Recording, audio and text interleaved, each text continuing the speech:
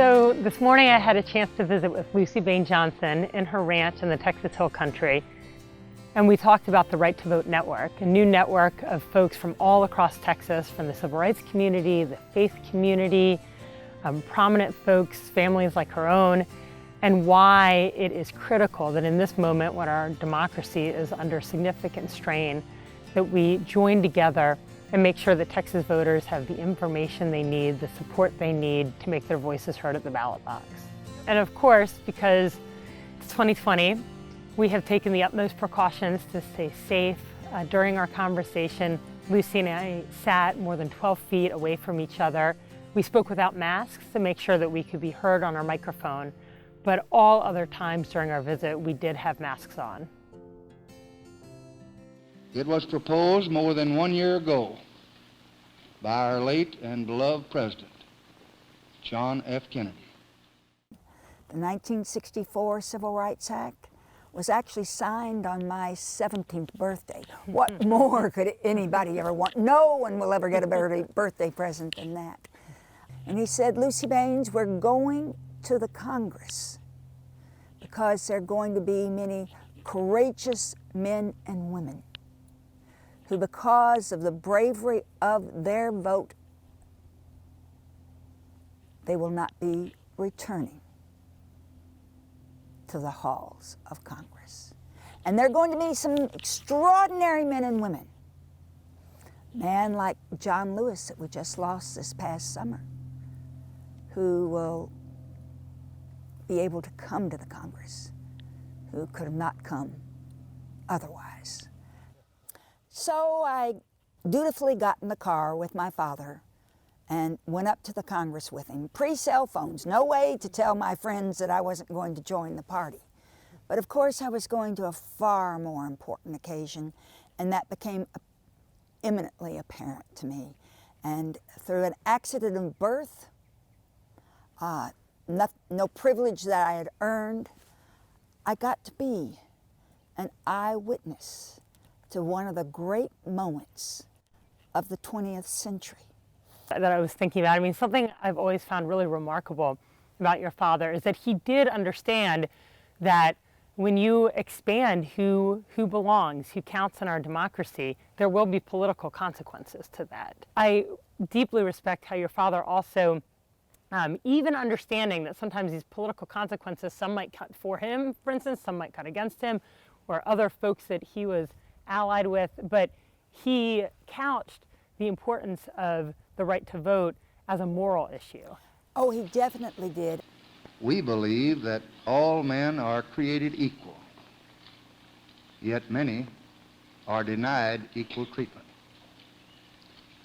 We believe that all men have certain unalienable rights, yet many Americans do not enjoy those rights.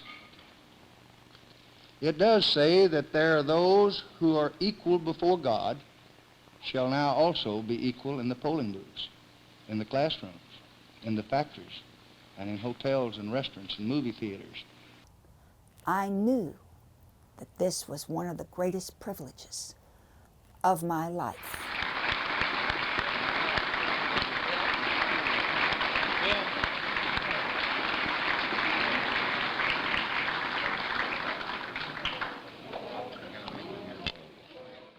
I think you know this, but I teach election law at UT Law School.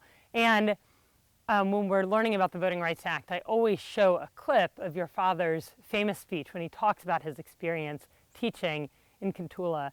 And he makes the point that we have to have equality of political participation, because that is the only way that we will break down barriers to injustice. And I love that speech because it echoes.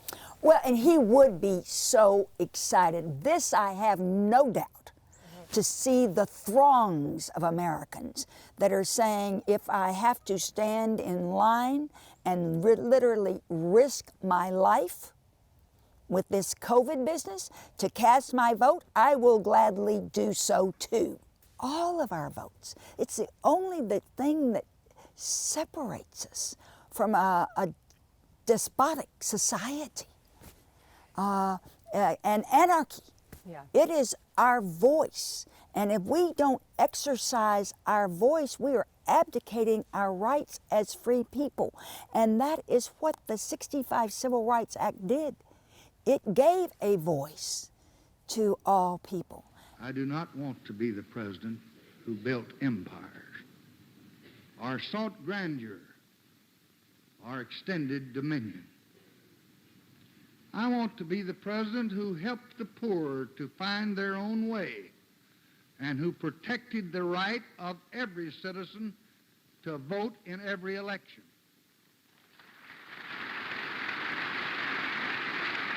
It became clear to me that we needed a collective network to start giving voters information they could trust, encouraging people to vote, and pushing back against acts to intimidate voters and suppress voters, that you were honestly one of the first people I called. Suppressing the vote is something that none of us should do. Encouraging the vote is what all of us should do. And the thing that I am so excited about in this election is that people are standing up and saying, no, it's wrong, and I won't be a part of it. I will not always like how some of my loved ones might vote, but I would fight to the death for the right for them to cast that vote. And I think that's the way we need to all feel about each other. Totally. So I often tell my students, I mean, the entire structure of the Constitution protects our right to vote, and I believe gives an obligation to the government to make sure that voting is free and fair. Every American citizen must have an equal right to vote. There is no duty which weighs more heavily on us than the duty we have to ensure that right. We have to be involved. We have to protect all of our fellow citizens' right to vote. So the fruits of this country cannot belong to just a privileged few. It is wrong, deadly wrong, to deny any of your fellow Americans the right to vote in this country.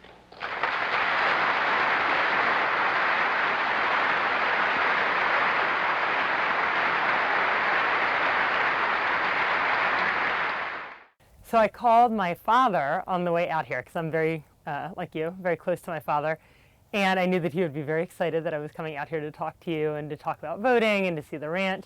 My dad actually said, you know, whenever I think of LBJ, I think of this moment where he was giving a speech to civil rights groups. I think it was on the anniversary of the Voting Rights Act, and he was very sick, and he had to take medication on stage.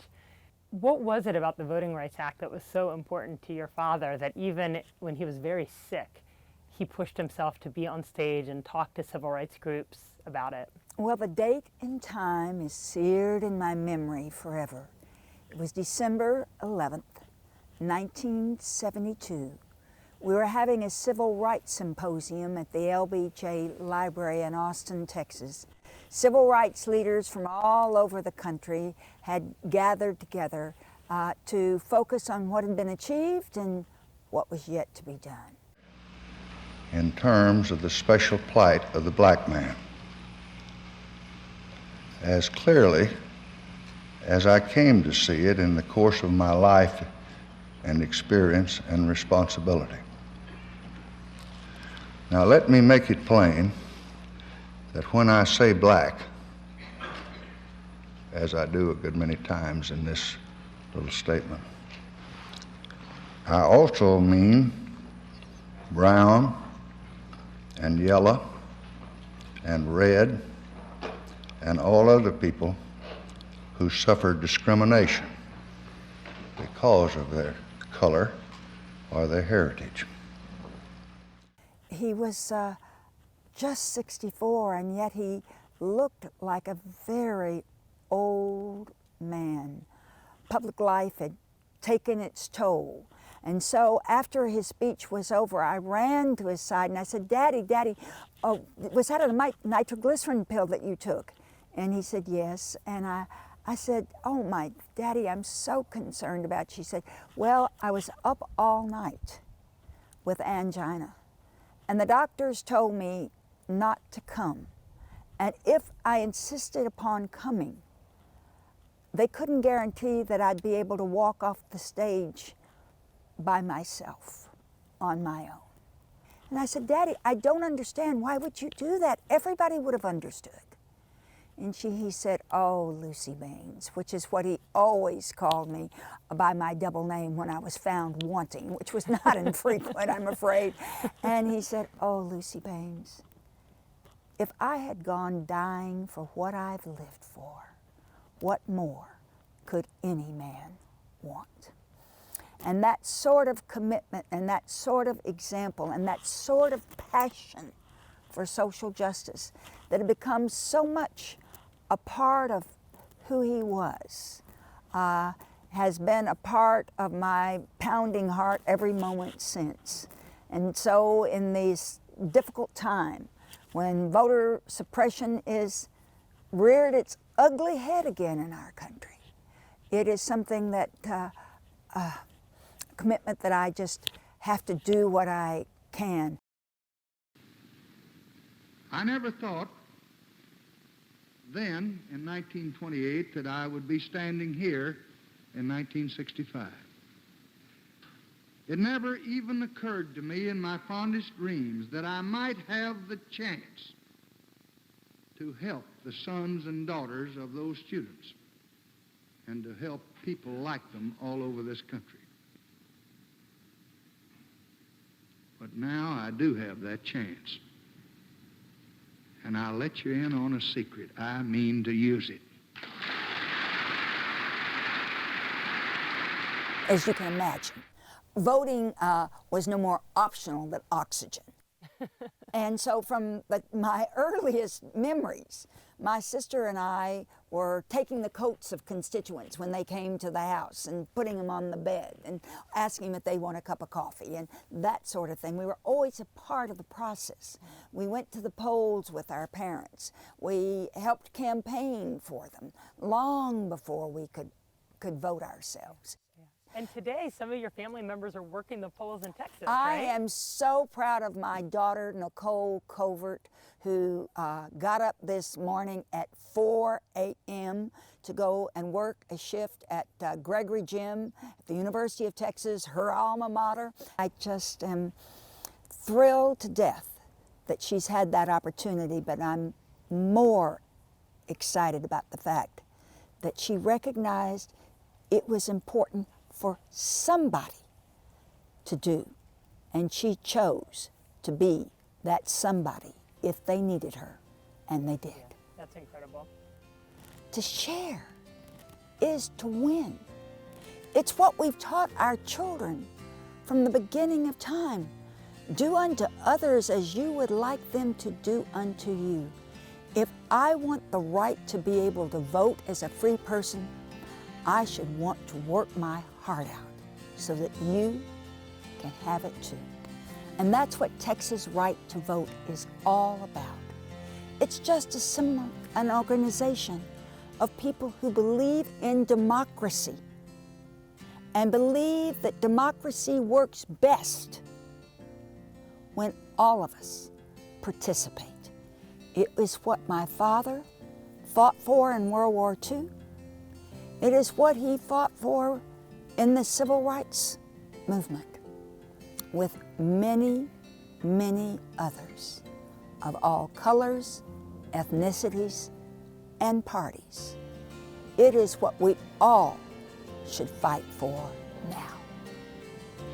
Americans of every race and color have worked to build a nation of widening opportunities. Now, our generation of Americans has been called on to continue the unending search for justice within our own borders.